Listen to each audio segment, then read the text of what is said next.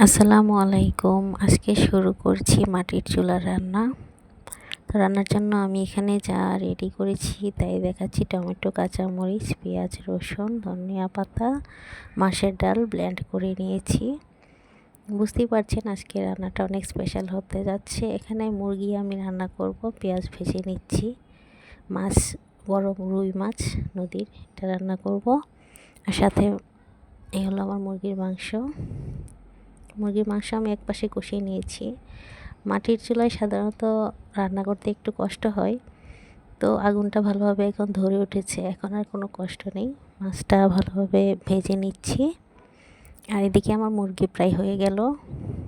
তো মাটির চুলায় আজকে রান্না করতে এসেছি আর আপনাদের সাথে গল্প করতে। এখানে আমি মাছের ডাল বসাবো। মাছের ডালের জন্য পেঁয়াজ আর রসুন থেতো করে নিয়েছি। আমরা এভাবেই রান্না করি। কমনলি কিছু কিছু রান্নায় রসুন থেতো করে দিই। এটা মাছের ডালের মাছ কষাবো। আর এখানে হলো কাইক্কা মাছ, যেটা আমি ভেজে নিচ্ছি। এটা একদম ভুনা করব টমেটো দিয়ে, পেঁয়াজ দিয়ে। আর এই যে মাছের ডালের জন্য আমি টাকি মাছ দিয়ে দিয়েছি। এগুলো অবশ্যই কাটা বেছে নেব আমি। আর রুই মাছটা হালকা ঝোল করে রান্না করব। টমেটোটা ভেজে নিচ্ছি, পেঁয়াজ ভেজে এতে সব ধরনের মশলা দিয়ে দেব আর মাছ দিয়ে দেব।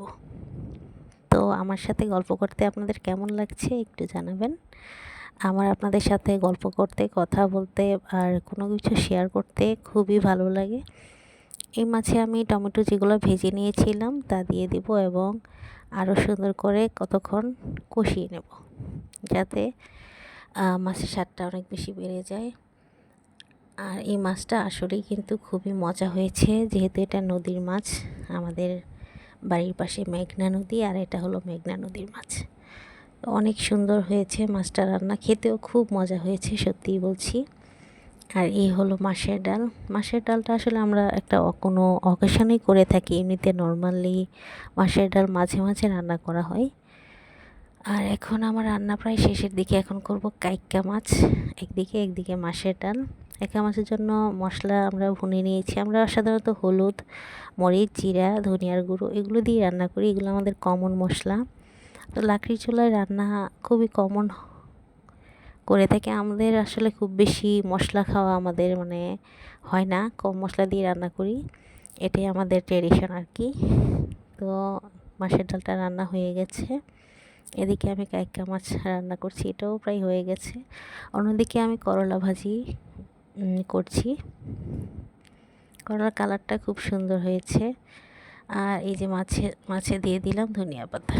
এতক্ষণ ধৈর্য ধরে আমার রান্না দেখার জন্য আপনাদেরকে অনেক অনেক ধন্যবাদ।